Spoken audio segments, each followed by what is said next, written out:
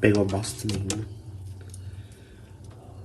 Bom, ela ainda tá quente, a água.